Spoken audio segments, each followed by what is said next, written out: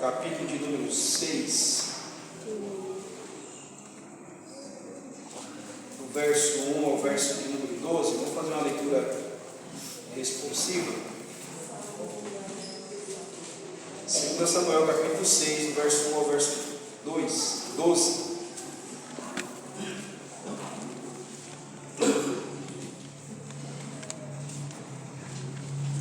Podemos fazer a leitura responsiva? E tornou Davi a juntar todos os escolhidos de Israel em número de 30.000.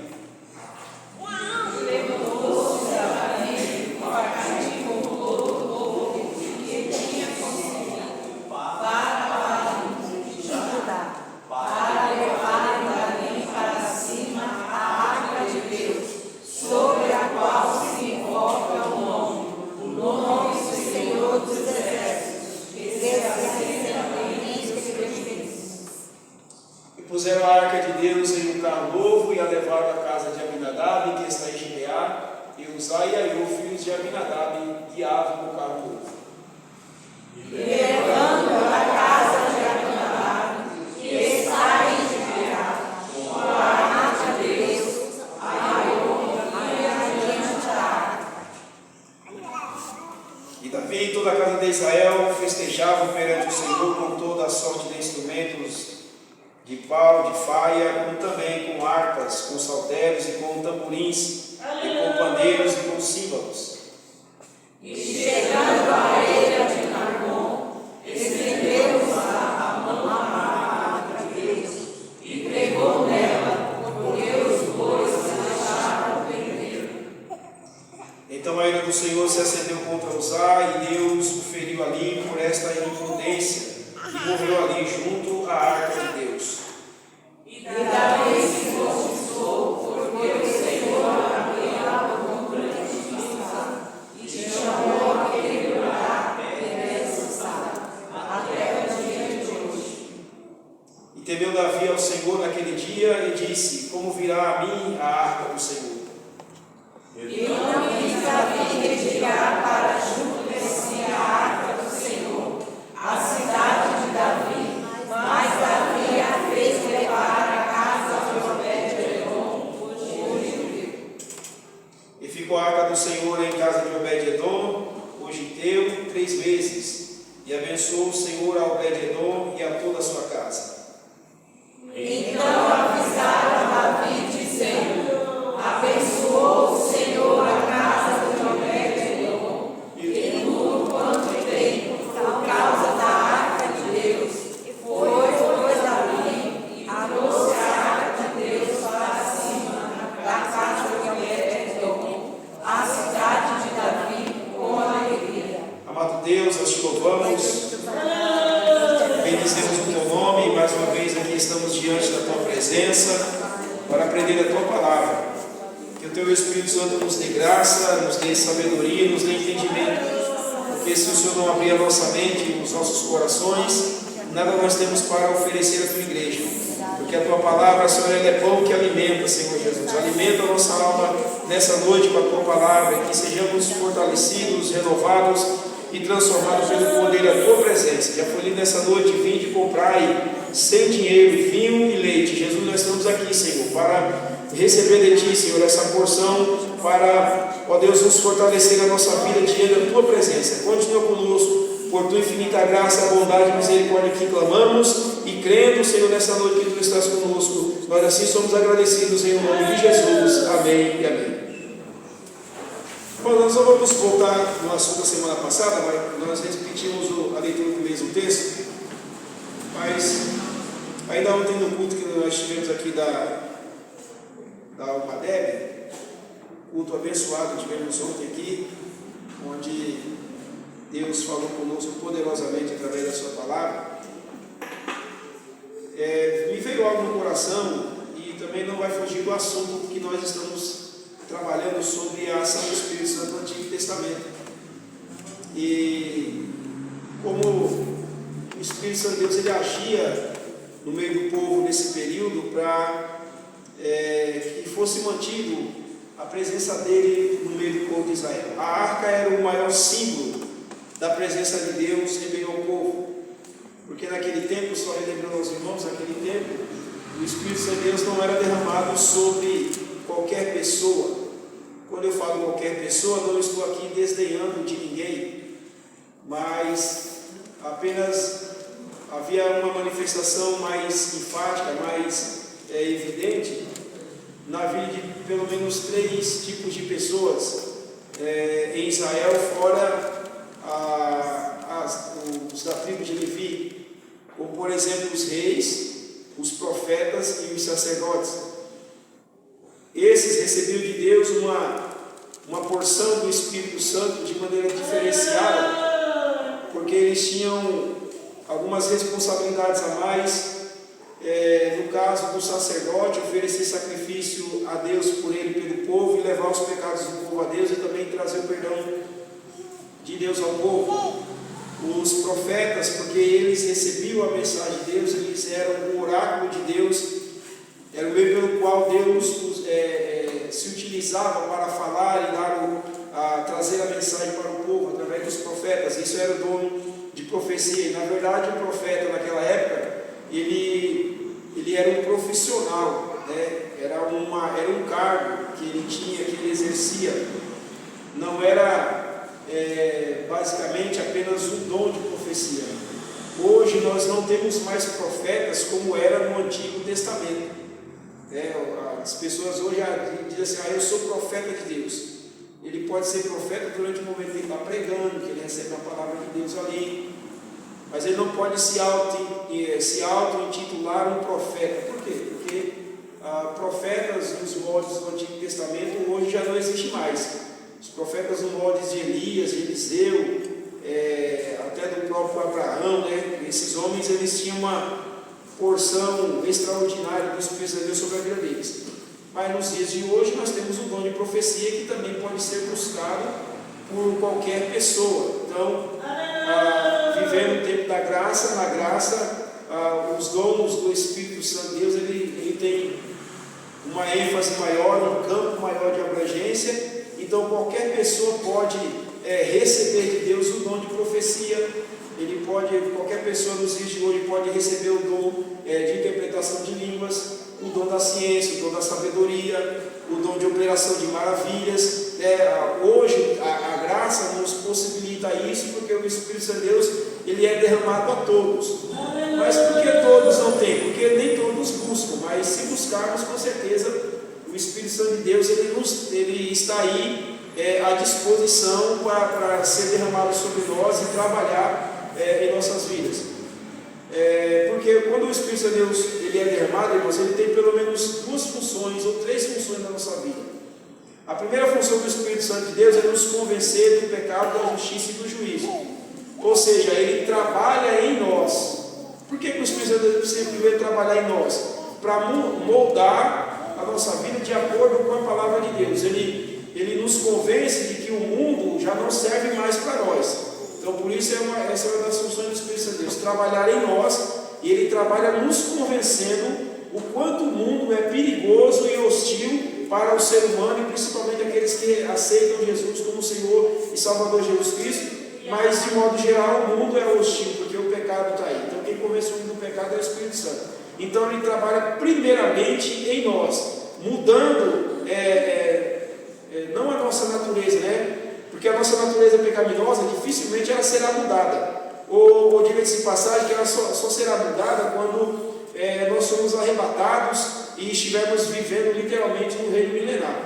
Mas enquanto nós estivermos vivendo nesse mundo comum aqui, a nossa natureza pecaminosa ela vai estar sempre em evidência, porque Deus não muda a nossa natureza. Agora nós precisamos pedir a ajuda do Espírito Santo para que nós tenhamos condições de domar essa natureza ruim que nós temos.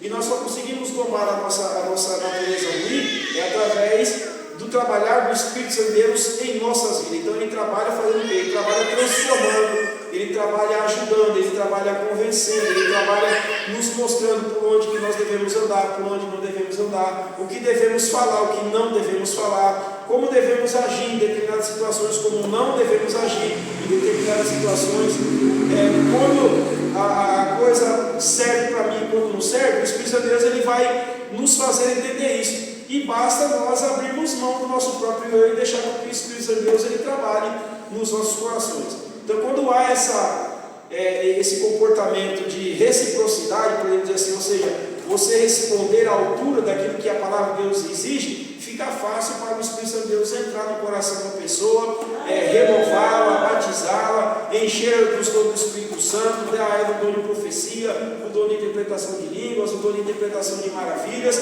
e isso vem também através de uma busca, na oração, no jejum, na consagração, na comunhão com Deus, na comunhão com os irmãos, e aí o Espírito Santo de Deus fica muito fácil para ele trabalhar nesses corações que de fato se deixa ser quebrantado pela palavra de Deus. E se eu posso citar um exemplo aqui, Paulo é um dos maiores exemplos que nós temos de um homem que se deixou ser transformado pelo poder de Deus.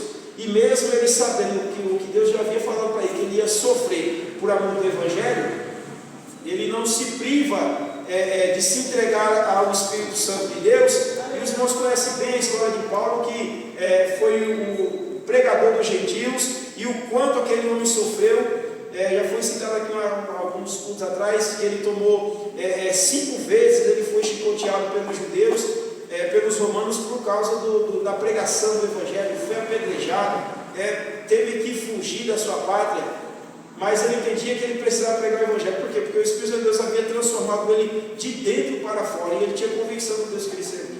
Então essa é uma das funções do Espírito Santo, é trabalhar dentro de nós, é trabalhar em nós, e ele trabalhando em nós, aí depois ele trabalha através de nós.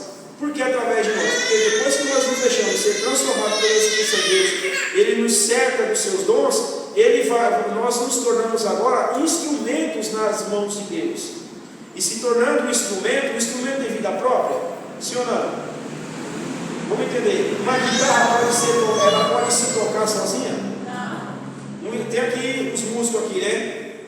Nosso irmão Nilton está aí. O trombone dele toca sozinho? E quem é que manipula o trombone? Irmão Nilton. Com Deus é a mesma coisa. E se ele manipular o trombone dele lá de maneira errada, ele vai produzir algum som desafinado, mas aí ele vai ter o ouvido sensível. Opa, errei a nota, vou voltar e vou consertar o erro. Mas não é assim? Com Deus, irmãos, é a mesma coisa. A diferença, é que Deus não erra. O homem, de maneira natural, como eu estou usando aqui, ele pode até errar e ele volta para corrigir o erro. Agora, o Espírito Santo de Deus, ele não erra. Quando nós nos deixamos ser transformados pelo Espírito Santo de Deus e que nos tornamos instrumento nas mãos dele, ele que nós vamos fazer exatamente tudo aquilo que ele mandou, tudo aquilo que ele manda.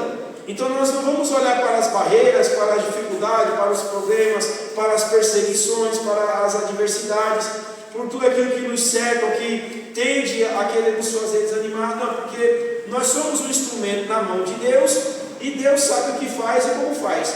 Porque um instrumento tem tempo também que ele precisa passar por uma limpeza. É assim ou não é, irmão?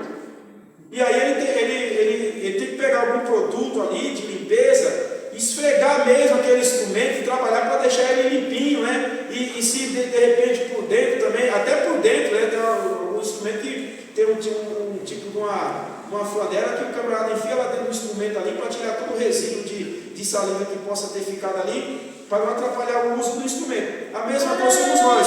O Espírito Santo ele trabalha em nós como um instrumento. E se tem alguma coisa dentro de nós que vai produzir algum som desafinado, o Espírito Santo de Deus é aquele que, através da palavra, ele entra, e aqueles resíduos que é o pecado, que é aquilo que não agrada a Deus, precisa ser arrancado, precisa ser tirado, e o Espírito Santo de Deus ele tira.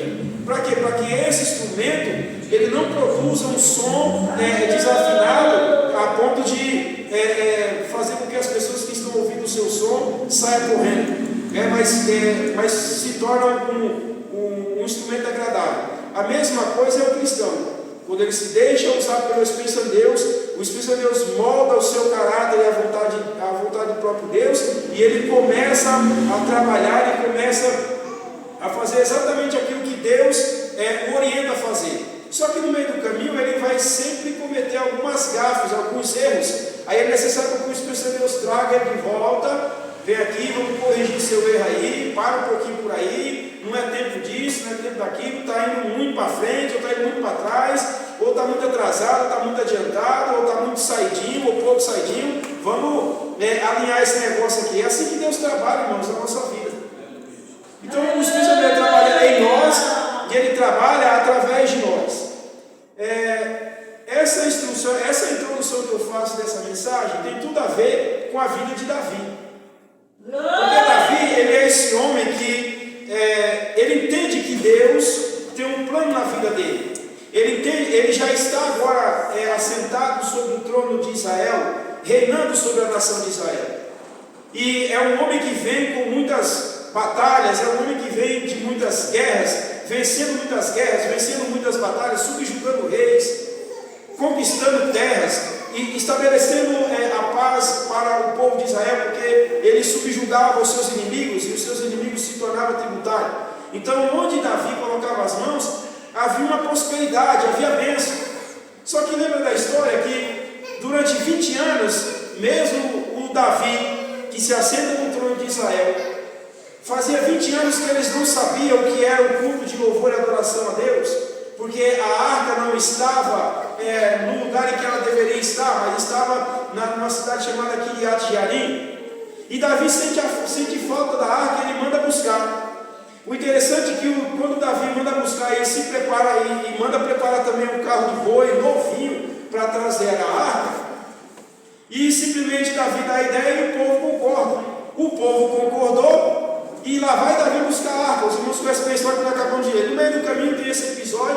A arca não chega a Jerusalém. A arca vai para a casa de um moço chamado Obed-Edom, que nós comentamos sobre ele a semana passada. O quanto Deus trabalhou na casa de Obed-Edom. E esse homem se tornou um porteiro da casa de Deus. Ele se tornou um cantor entre os corais, porque Davi vai organizar os cultos em Jerusalém. Exatamente turnos de 24 horas, e Obed-Edom vai fazer parte daqueles que cantavam no coral e também vai fazer parte daqueles que cuidavam também com o porteiro da entrada onde estava a arca. Mas Davi, o que eu quero focar aqui na vida de Davi, irmãos, é exatamente isso. A forma com que ele tinha o desejo no coração dele de fazer a coisa certa, de trazer a arca. A atitude dele não era errada, a atitude dele era certa. Mas nem todas as nossas atitudes, apesar de ser certa, a maneira de fazer não é correta. Porque Davi ele conhecia que para se trazer a arca de volta para Jerusalém, exigia todo um ritual segundo a lei. Os sacerdotes teriam que ser purificados. Os levitas, aqueles que iam colocar a arca sobre os seus ombros, teriam que estar em santidade diante de Deus. E a arca era uma ordenança isso da lei. A arca não era para ser colocada em carros de boi, por mais novinho que fossem os bois, por mais novinho que fossem os carros, por mais preparado ou adornado, por mais bonito que seja. Vamos trazer isso para os dias de hoje, mesmo que fosse uma Ferrari aí, ou uma Lamborghini, sei lá, o carro mais caro que existe no mundo, se colocasse a arca da aliança em cima do carro mais caro, na intenção de trazer para um lugar de adoração, Deus não receberia, como de fato não recebeu. Preparou um carro novo, os bois novos ali que nunca havia carregado nenhuma carga, colocados sobre esses bois, amarraram aquela carroça deles, e ele começou a conduzir. E Deus falou: não, Davi, não é desse jeito que eu quero. Aí Davi se decepciona, igual nós já comentamos. Davi fica meio choroso, Obed-Edom recebe a bênção. Só que Davi agora ele vai corrigir o erro. Ele vai corrigir o erro. Por quê? Depois de 20 anos, estou trazendo a arca para o lugar que ela não deveria ter saído. E depois de 20 anos sem ter a presença de Deus, agora eu tenho a presença de Deus. Isso é decepcionante, porque o histórico que aconteceu é histórico de morte. É alguém que pagou o preço pela própria vida por causa do erro de um. Davi errou porque ele conhecia, mas Davi não errou sozinho, ele errou com todo o povo, porque quando ele dá a ideia, todo o povo aplaude. Por quê? O povo estava com anseio também de ter a presença da arca, de estar na presença da arca, ou que a arca estivesse no meio do povo. Então vamos trazer a arca. Mas a arca não é para ser levada de qualquer maneira. A arca ela tem um ritual, porque a arca é a presença. E onde tem a presença, para ter a presença, primeiro precisa ter santidade. Para ter a presença, primeiro precisa ter corações quebrantados. Para se ter a presença do Espírito Santo de Deus, traduzindo para nós hoje, nós temos que ter santidade, viver uma vida de oração, viver uma vida de consagração. E Davi entende isso nesse momento, depois desses 3 meses na casa de Obed-Edom, ele percebe, olha, alguém diz, ô Davi, você não sabe o que está acontecendo, Davi? A casa de Obed-Edom está sendo abençoadíssima. Nesses 3 meses, Deus abençoou a casa de Obed-Edom em tudo. Na casa de Obed-Edom não falta absolutamente nada. O homem está sendo abençoado em tudo. Aí Davi, ele pensando nisso, falou, não, se a arca está na casa de Obed-Edom, eu preciso trazer a arca para a minha casa, para a casa do Senhor, e aqui eu estabelecer um lugar para que a arca fique. Só que eu quero trazer agora da maneira certa. Aí lá vai Davi, ele chama agora as pessoas certas para dividir a sua ideia. Ele chama quem? Ele vai falar diretamente com o povo? Não, ele vai falar diretamente com os sacerdotes. Ele vai chamar o sacerdote, o profeta Natan. Ele vai chamar o sacerdote Ahimelech, se não me falha a memória, e Abiatar. Como é que nós vamos trazer a arca? Davi, prepara, Davi, sacrifício de louvor e adoração a Deus. Vamos buscar a arca. Avise para os sacerdotes que vão descer lá na casa de Obed-Edom, exatamente 16 quilômetros da casa de Obed-Edom até o lugar onde Davi estava parado, que tinha preparado para colocar a arca, são 16 quilômetros. E como nós vamos trazer durante toda essa caminhada, a cada 6 passos, o povo, nós vamos parar e vamos sacrificar ao Senhor. Qual o sentido disso? De Davi, junto com a nação de Israel, e aquela leva de sacerdote carregando aquela arca. Qual era o propósito de a cada 6 passos no centro oferecer o sacrifício? Sabe o que é isso? Foi o temor que Davi teve no seu coração, de ele estar fazendo agora a coisa certa e agradando a Deus. E ele estava dizendo assim, Senhor, nesse sacrifício eu vou dar 6 passos. No 6º passo o Senhor não nos destruir, no 7º passo eu ofereço o sacrifício e continuo a minha caminhada. Sabe o que é isso, irmão? Davi está pensando, será que Deus não está irado? Será que Deus não está nervoso? Será que essa forma agora é correta? Mas o Senhor não se manifestou com ira contra Davi, porque Deus, a cada sacrifício que Davi oferecia durante toda essa caminhada, ele recebia do céu, e a arca do Senhor chegou na casa onde Davi havia preparado. Sabe por quê? Porque quando nós fazemos a coisa certa, da maneira certa, Deus se agrada, irmãos. Deus se agrada. É o nosso louvor. E a coisa certa, irmão, não significa que é perfeita. Não significa que você tem que, vamos imaginar assim, pintar o pavão de outra cor, ou fazer coisas que não estão ao seu alcance. Porque o povo sabia, Davi sabia como agradar a Deus, porque eles tinham a lei na ponta da língua. Eles sabiam como teriam que carregar a arca. Nós sabemos como adorar ao Senhor, irmãos, em espírito e verdade. Por quê? Porque nós temos o Espírito Santo de Deus que nos orienta. O negócio é que nós não paramos para perguntar ao Senhor se a nossa vida, se a minha vida e se a tua vida está agradando a Ele. Nós não temos muitas das vezes a coragem de falar, Senhor, será que essa atitude que eu estou tomando, eu estou adorando a Ti, ou eu estou expulsando o Teu Espírito, ou entristecendo o Teu Espírito Santo dentro de mim? Nós não perguntamos isso para o Senhor. E sabe por que não perguntamos? Porque temos medo da resposta. É exatamente isso. E isso engloba tudo, irmãos. É na nossa vida, no nosso relacionamento.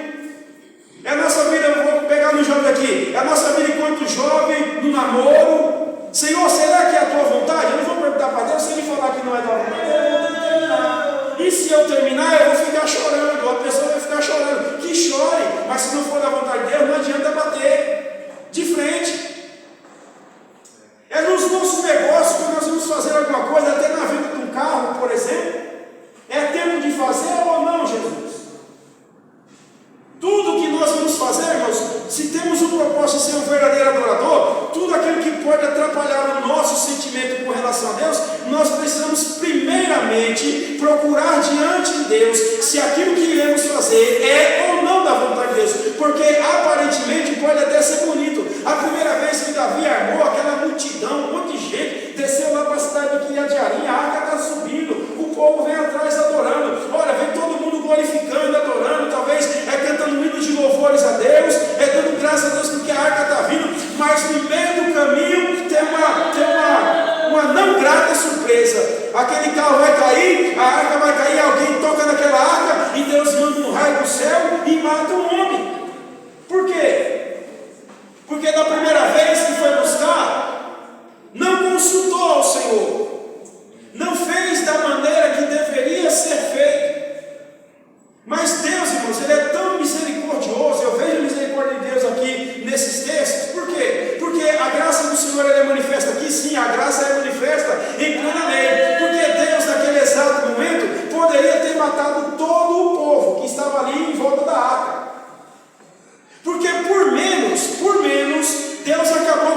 família de 250 pessoas no deserto. 2 homens, Corá, Datã e Abirão, se levantou contra Moisés. Levantou a murmuração contra Moisés. O que Deus fez? Separa agora. Chama Datã e Abirão para fora da tenda deles. Eu tenho uma conversa com eles. Resultado: o povo de Israel se afastou da tenda daqueles 3 homens e ficou só eles e suas famílias. O que aconteceu? O julgamento de Deus desceu, abriu-se o chão e aqueles homens desceram para o inferno em vida. É isso que a Bíblia diz. Aleluia. Por quê? Porque tomou alguma atitude de murmuração, de reclamar contra o homem de Deus. Agora, qual é mais grave? Reclamar do homem de Deus ou prestar um culto de louvor e adoração não da maneira correta? Aparentemente, para o povo estava tudo normal. Vamos no barulho, né? Irmãos, nós não podemos ir no barulho de ninguém. Nós não podemos ir no barulho daqueles que muitas das vezes estão de fora, são até conhecedores da palavra. Estão de fora não, e muitas das vezes estão aqui dentro do nosso meio. São conhecedores da palavra. Conhece a Bíblia de Gênesis a Apocalipse. Sabe dos dons espirituais. Às vezes, muitas das vezes é até usado em profecia, em palavra.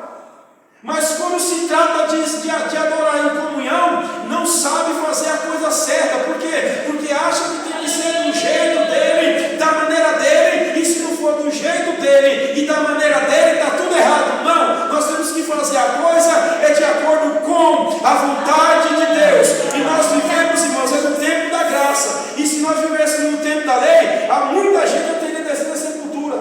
Talvez até eu mesmo. Porque eu sempre falo, quando a gente prega, irmãos, a palavra primeiro corta aqui. E quantas das vezes nós tomamos algumas atitudes precipitadas, não consultamos ao Senhor e achamos que estamos abafando. Porque Deus nos usa na palavra, porque Deus usa em profecia, porque eu soltar, e às vezes até o tempo de crente, ele quer contar, não, porque eu tenho uns 50 anos de crente. Se for assim, Satanás é mais crente do que é muito crente. Porque o apóstolo Tiago diz assim que o diabo, ele crê em Deus, ele crê em Deus que estremece. Então ele é mais crente do que é muito crente. Porque o diabo, ele crê em Deus. Ele crê que estremece diante de Deus.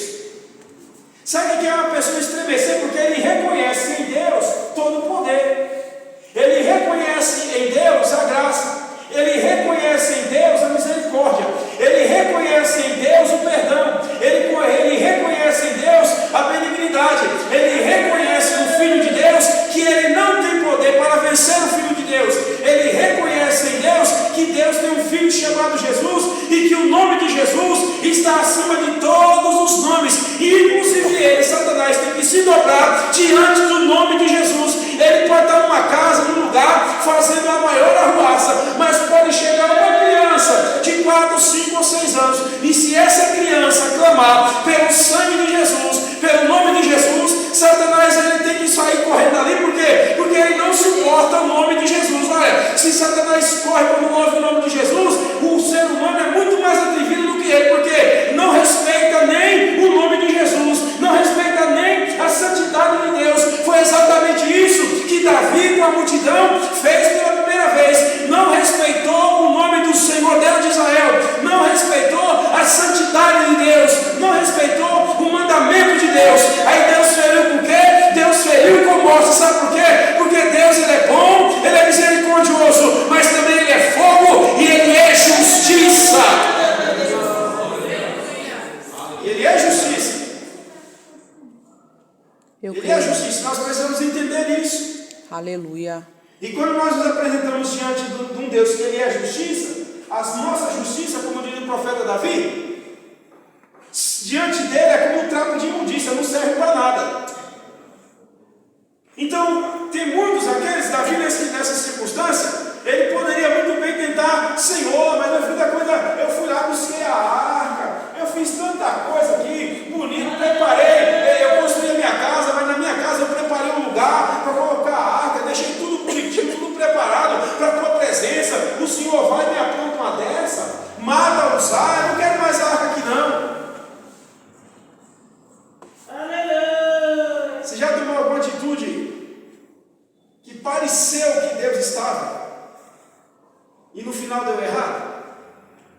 Se no final deu errado, é porque foi só barulho. É porque na hora você não conseguiu compreender, talvez empolgado com o incentivo de alguém. Não, pode ir que vai dar certo. Pode ir que vai, não tem nenhum problema. Pode ir que Deus está com você no negócio. Mas Davi, ele tinha um coração bom, maleável, mas Davi ele tinha um coração que às vezes a gente percebe que ele era meio orgulhosinho. Por que isso? Porque depois que ele consegue trazer a arca da aliança da casa de Obed-Edom, e a arca chega agora nos territórios de Jerusalém, e ele a deposita num lugar que ele fez, não era o templo, foi uma espécie de uma tenda que ele fez para colocar a arca ali dentro. E ali ele organizou tudo. Como que funcionariam os cultos, a adoração, como funcionaria os turnos de 24 horas. Ele chama todos os levitas, os coristas, Corá, ou outros coristas que existiam. Obed-Edom também faz parte desses coristas.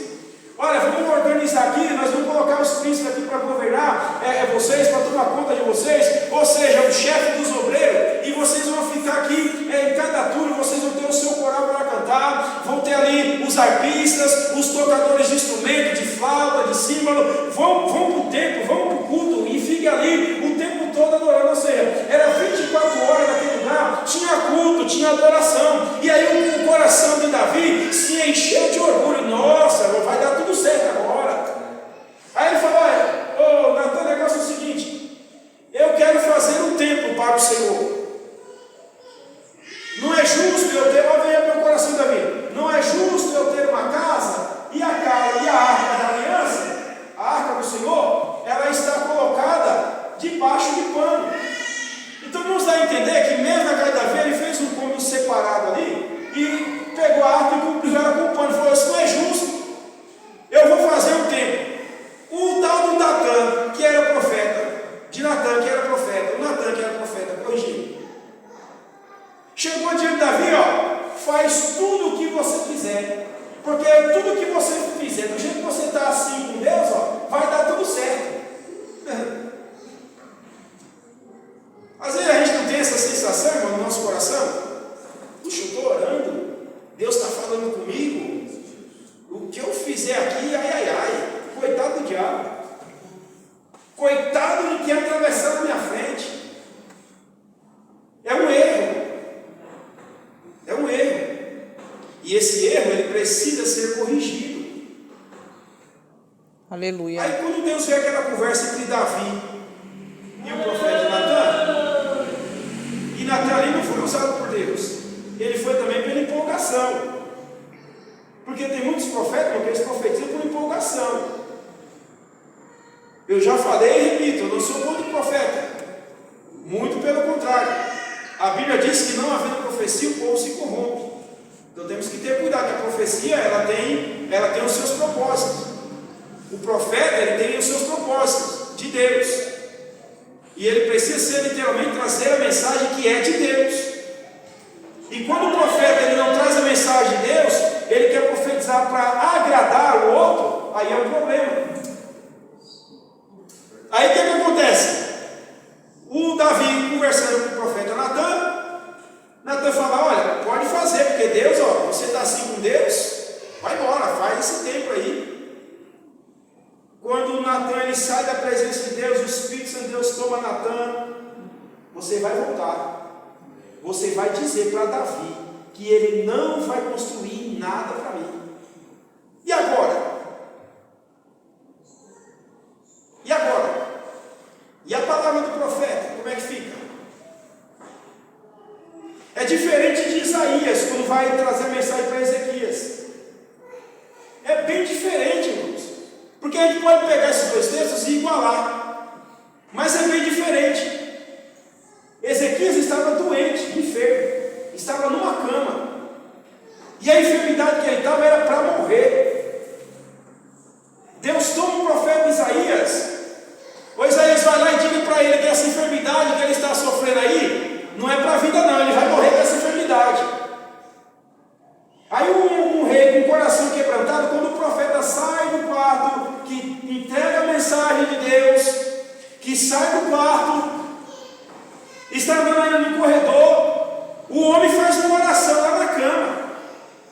Senhor, o Senhor se lembra que eu andei na tua presença? O Senhor se lembra da reforma que eu fiz nesse lugar? O quanto eu trabalhei em prol da tua obra para restabelecer o culto, para trazer o povo à adoração? E agora eu estou com essa enfermidade, o Senhor manda um profeta aqui dizer para mim que eu vou morrer. Tem misericórdia de mim, Senhor. Irmãos, na hora Deus ouviu a oração daquele homem, o mesmo profeta que estava ainda caminhando para sair do palácio, ele volta porque o Espírito de Deus visitou o coração de Isaías e disse: Isaías, volta, porque eu ouvi a oração de Ezequias, e vai lá e diga para ele que eu estou acrescentando na vida dele mais 15 anos. Ou seja, ele fez um pedido a Deus em secreto, o profeta não ouviu, o profeta não escutou, mas Deus ouviu a oração e falou: agora vai lá e diga para ele que eu estou acrescentando na vida dele 15 anos. Para Natan foi o contrário. Natan não profetiza de acordo com a vontade de Deus, ele profetiza por empolgação. Aí o Senhor pega ele e fala: agora vai lá e vai corrigir o erro que você acabou de cometer, que eu não mandei você falar o que não era para você falar. Aleluia. Quem mandou dizer o que eu não disse que era para dizer? Está profetizando o que bem quer e o que bem entende. Pode enganar o homem, mas não engana Deus. Pode massagear o coração do homem, mas não massageia o coração de Deus, porque Deus sonda o íntimo da nossa alma, Deus sonda o íntimo dos nossos corações, e Ele entende cada pensamento, cada passo que nós damos na presença dEle. Ele entende, Ele compreende e Ele conhece a nossa vida. Aí Ele diz: ô Natan, vai lá agora e corrige esse erro, Natan. E diga para Davi que não é ele que vai construir um altar para mim. E detalhe, eu não estou pedindo para que ninguém construa a casa para mim, porque eu não habito em casa feita por mãos humanas. Aí lá vai o profeta, o cara mexendo, imagina ele agora, de cabeça baixa, porque para entrar na sala do rei não era de peito aberto não, viu? Cabeça baixa, já não é aquele mesmo sorriso, já não é a mesma alegria. Não está mais aquele diálogo com o rei. Ô Davi, negócio é o seguinte, Davi. Você lembra do que eu acabei de falar para você, Davi? Oi, mas tão ruim corrigir ele, fala a verdade. Fala a verdade. Não é ruim corrigir ele, mas é tão bom corrigir ele quando Deus nos dá oportunidade para isso, irmãos. Isso mostra respeito e adoração pelo Deus que você serve. Isso mostra comprometimento, porque Natan ele poderia ter, ele profetizou até fora da vontade de Deus, mas quando ele reconhece que dentro dele ele precisava corrigir um erro, ele não fica: ah, Senhor, mas agora não, mais tarde eu vou. Ah, Senhor, mas agora pedir perdão para o rei pelo que eu falei, vou nada. Agora não, deixa baixar a poeira, deixa ele esquecer, deixa uma hora que a gente tiver mais alegrinho aqui, porque não. A Bíblia diz que na hora Natan foi até o rei e disse: ô, meu rei, lembra do que eu te falei? Sim. Passa a borracha em tudo. Mas como assim, Natan? Mas você acabou de sair daqui, Natan. Você não falou que eu podia construir porque Deus estava comigo, Natan? Mas não é bem assim, né? Eu falei, né? Mas não foi eu que falei. Esse que é o problema. Não foi Deus que falou comigo. Na nossa conversa, eu imagino um diálogo entre Davi e Natan, porque eles eram íntimos. Eles eram íntimos. E eu imagino um diálogo: Davi, sabe como é que é, né, Davi? A gente estava aqui empolgado, nós estamos numa festa boa aí, você uma arca da aliança, está aqui a arca, tudo bonitinho, Deus tem prosperado o seu reino. Então eu me deixei levar pela circunstância e acabei falando o que não devia. Acabei falando o que não era próprio para falar, porque Deus não mandou eu falar isso. Sim, mas o que é que você tem para me falar? Não é você que vai construir a casa para Deus. Você dá para imaginar a decepção no coração de Davi, irmãos? Dá para imaginar? Mas Davi falou: então tá bom, Natan, eu não vou te enforcar por causa disso, não. Está perdoado. Irmão, mas aquele que tem um coração voltado para abençoar a obra de Deus, sabe o que acontece? Ele ouve uma coisa que é negativa, que ele queria fazer, mas Deus não está permitindo com que ele faça. E Deus fala o motivo, aí ele fala, porque ele é um homem, Davi não vai construir um trono para mim, uma casa para mim, porque ele é um homem sanguinário, ele tem muito sangue na mão, ele matou muita gente. Mas fala para Davi, para acalmar o coração dele, que aquele que descender dele vai se assentar no trono, e esse sim vai construir uma casa para mim, mas ele não. Aquilo ali alegrou o coração de Davi, irmãos. Aleluia. Aí Davi falou, já que é assim, então eu posso não saber quem é que vai construir, mas que eu vou deixar tudo preparado, eu vou. E Davi trouxe todo o material necessário, irmãos, para a construção do templo. Mas não é nisso que eu quero focar. O foco aqui é pessoas que se levantam para falar o que Deus não fala, ou para tentar estragar a festa daquele que está festejando, porque está trazendo a presença de Deus para dentro da cidade. Porque onde a arca da aliança passava, o povo era abençoado. Então Davi agora ele consegue trazer a arca. Só que nessa caminhada até chegar no local para depositar a arca, Mical, mulher de Davi, filha de Saul, ela está na janela, olhando aquele movimento. E ela olhando aquele movimento, ela vê um homem, talvez pequeno ou menor da turma, que a Bíblia diz que Davi ele era de menor estatura, talvez um homem pequeno. Mas esse homem, ele pulava igual gente grande no meio do povo. Ele dava salto de alegria. Quando ela talvez coçou bem os olhos, vou limpar meus olhos, porque eu quero saber que eu quero ver quem é aquele homem que pula mais que todo mundo ali no meio, se alegrando, tocando instrumentos, ao barulho das trombetas, ao barulho das flautas. Está aquele homem ali cantando, o povo vem salmodiando, se alegrando, e Mical está na janela olhando. E a Bíblia diz que quando Davi ele chega, ele deposita a arca no seu lugar, ele se alegra com o povo, com muita festa, ele manda entregar presentes para as pessoas naquele dia, ele traz um punhado de carne, um pouco de vinho e um pouco de alimento para aquela multidão, e despede aquela multidão. Aí Davi, o que ele faz? Ele entra em casa, e a Bíblia diz que Davi, ele começa agora a abençoar a casa dele, mas quando ele entra na sua casa, a recepção é das maiores decepções na vida de Davi.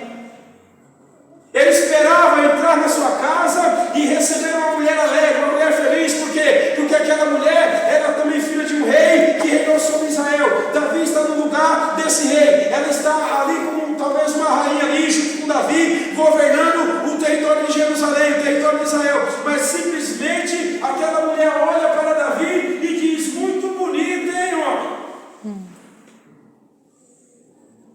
Se portando como um vagabundo, se portando como qualquer vadio no meio do povo. Sabe o que é isso, irmãos?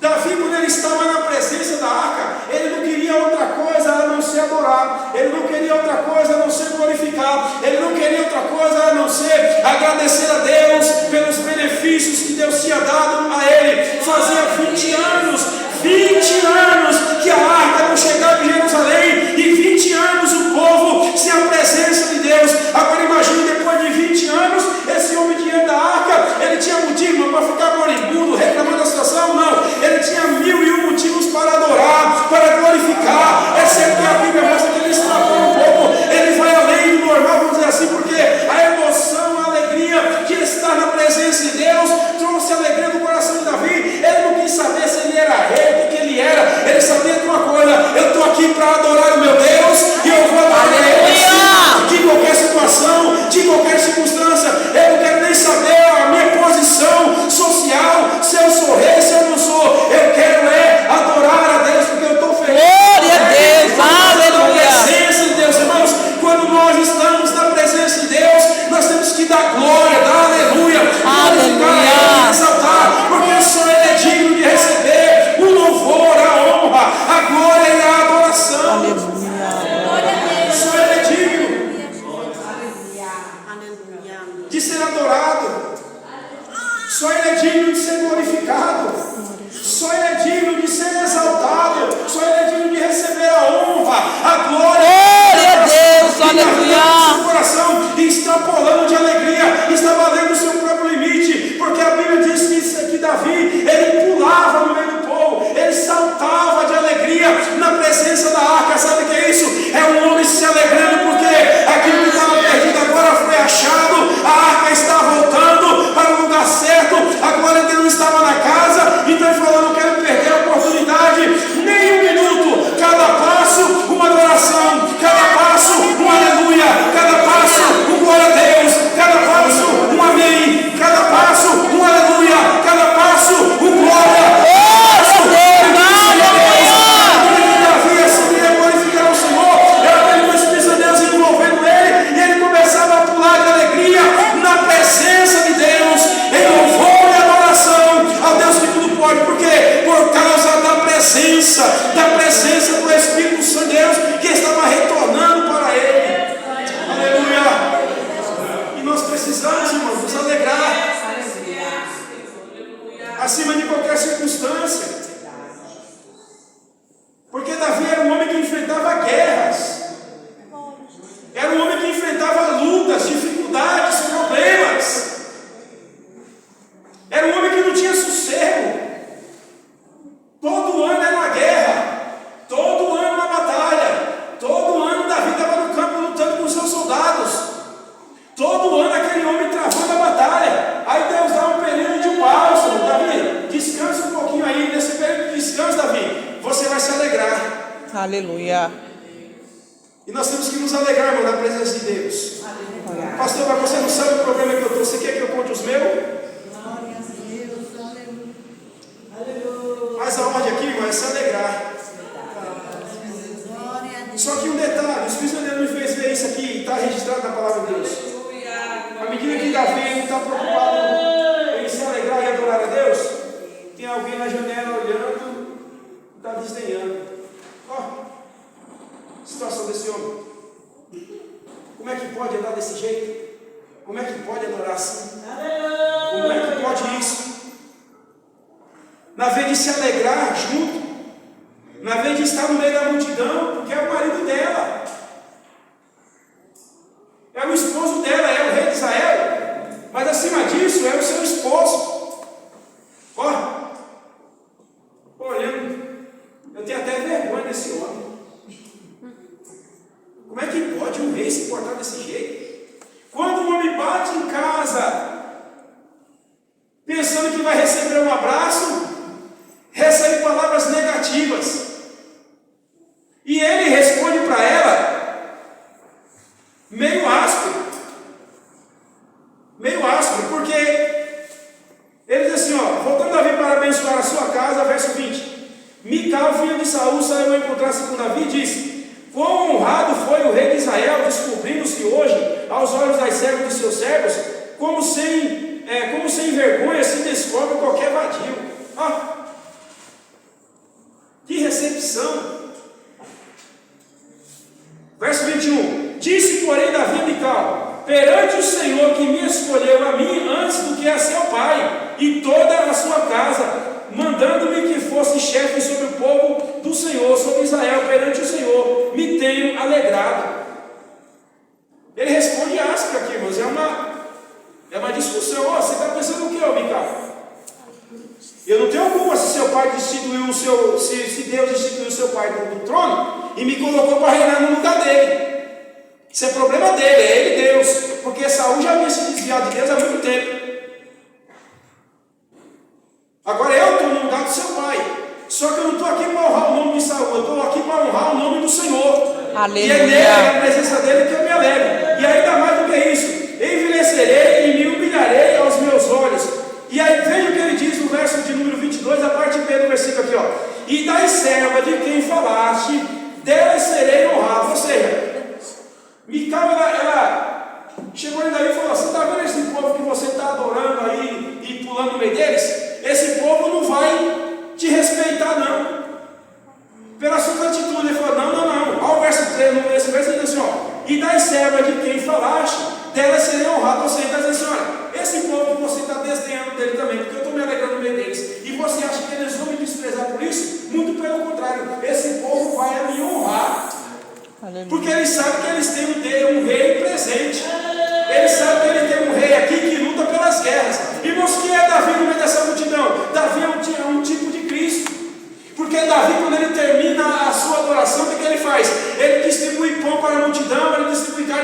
multidão e manda o povo para as suas casas de bolso cheio.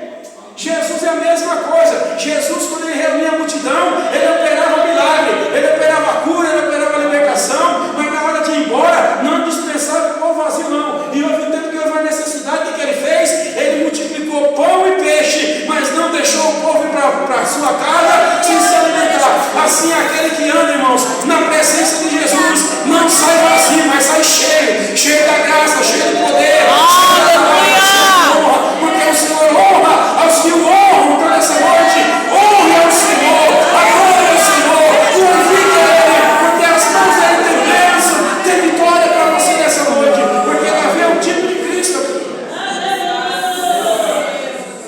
Davi é um tipo de Cristo. E aí Davi olha para mim e fala: só por causa da sua fala você não vai ter filho. E graças a Deus por isso. Mical não teve filho, porque se Mical tivesse filho, a descendência de Saul seria ressuscitada. E Deus falou: não, vamos rasgar do mapa. Irmãos, não vamos dar ouvido àqueles que na sua adoração está querendo dar palpite de como adorar. Na sua adoração, na sua forma de servir a Deus, não estou fazendo aqui apologia ao pecado, viu? Mas no seu jeito de adorar, na forma com que você se quebranta diante de Deus. Não importa o jeito que você chega, o importante é que você chegue diante de Deus em santidade, em adoração, porque esse é o ponto principal. Davi entendeu isso, e isso foi restituído. Vai surgir alguns que vão falar alguma coisa. Irmãos, nós estamos esperando um grande avivamento, sim ou não? O que é que Deus está nos ensinando? Que o avivamento vai vir, mas o avivamento da vida nós precisamos corrigir algumas arestas da nossa vida para recebermos a presença do Espírito Santo. E Davi entendeu isso. A presença da arca era isso no meio deles. Nós estamos aguardando um grande avivamento, mas esse avivamento, eu creio, vai vir. Ele vai vir, mas para um povo que espera em santidade e em adoração diante de Deus. Não dê ouvido para Mical, não dê ouvido para falsos profetas, porque o Espírito de Deus me fez lembrar lá em 1 Reis, capítulo 13, do verso 11 até o verso número 25. Roboão está fazendo algo muito errado. O reino de Israel está sendo dividido. Aí Deus levanta um profeta, e o profeta começa a predizer contra o altar, e aquele profeta sai e vai voltando para o seu território. Aí se levanta um profeta velho, e Deus fala para o profeta assim, que profetizou contra o altar, dizendo: olha, você vai lá, profetiza contra o altar, contra aquilo que Jeroboão está fazendo no território de Israel, e fala que eu vou entrar com o meu juízo. E detalhe, você vai e volta pelo meio, não volta pelo mesmo caminho, volta por um outro caminho. Só que quando você chegar lá, você não vai comer, não vai beber, não vai fazer nada. É assim, profetiza e sai correndo. É isso que esse homem faz. Ele vai lá, ele profetiza, ele fala a palavra de Deus, e naquele mesmo dia, o altar que foi construído, ele se fendeu ao meio, e aqui aquele profeta começa a arrumar o seu destino de volta para a sua casa. Alguém corre até um profeta velho. O problema não é a velhice, irmãos. O problema do profeta velho não é a idade. O problema não é a velhice, não. O problema é que quando o crente se acha autossuficiente, muito tempo de crente, ele se torna como um profeta velho. Ele acha que Deus usa ele, que ele fala, vale. Aí esse profeta velho, alguém chega no